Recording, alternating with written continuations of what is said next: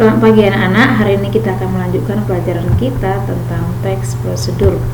Ya, apa saja teks prosedur ini? Mari kita lihat satu persatu. Ya, teks prosedur merupakan sebuah bahan tertulis untuk dasar menjelaskan tahap kegiatan dalam menyelesaikan suatu aktivitas. Tujuan teks prosedur memberikan petunjuk atau cara melakukan sesuatu melalui serangkaian tindakan atau langkah-langkah. Oke, itulah dia pengertian serta tujuan teks prosedur. Kemudian kita lanjutkan ciri-ciri teks prosedur. Yang pertama nanti menggunakan pola kalimat perintah atau imperatif yang harus ditaati dalam pelaksanaan teks prosedur ya. Perintah misalnya masukkan, keluarkan, itulah dia contoh kalimat perintah. Yang kedua, terdapat panduan langkah-langkah yang harus dilakukan. Yang ketiga, menggunakan kata kerja aktif. Yang keempat, menggunakan kata penghubung atau konjungsi untuk mengurutkan kegiatan.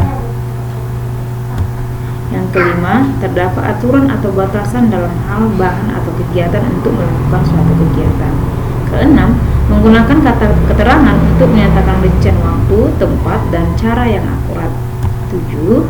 Terdapat isi kegiatan yang dilakukan secara urut, jadi harus berurutan. Kalau tidak berurutan disebut nanti dengan tips. Oke, itulah dia ciri-ciri teks prosedur. Kemudian kita lanjutkan ke jenis-jenis teks prosedur. Yang pertama nanti ada teks prosedur membuat sesuatu, misalnya membuat layang-layang, membuat soto Makassar, membuat wedang ronde. Itulah dia teks prosedur membuat sesuatu.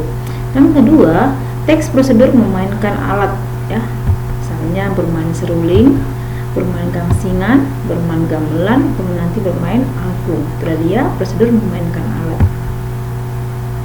Kemudian jenis yang ketiga adalah teks prosedur melakukan sesuatu, misalnya menarik poco-poco, menarik uang di ATM, atau dengan tunai mandiri. Itulah dia jenis-jenis teks prosedur. Kemudian kita lanjutkan ke struktur teks prosedur. Apa saja? Nanti ada judul, tujuan, langkah-langkah nanti untuk jenis cara melakukan, kemudian bahan dan alat untuk jenis cara membuat. Dan yang terakhir adalah penutup. Oke, itulah dia struktur teks prosedur, judul, tujuan, langkah-langkah, dan penutup. Oke, mari kita lihat contoh teks prosedur. Ya, judulnya nanti cara membuat bubur Manado. Tujuannya menu sarapan super sehat dan kaya serat, penambahan singkong dan ubi ungu. Selain untuk memperkaya warna dan gizinya, juga membuat tekstur bubur beras merah ini lebih pulen. Itulah tujuannya ya. Kemudian masuk ke bahan dan alat.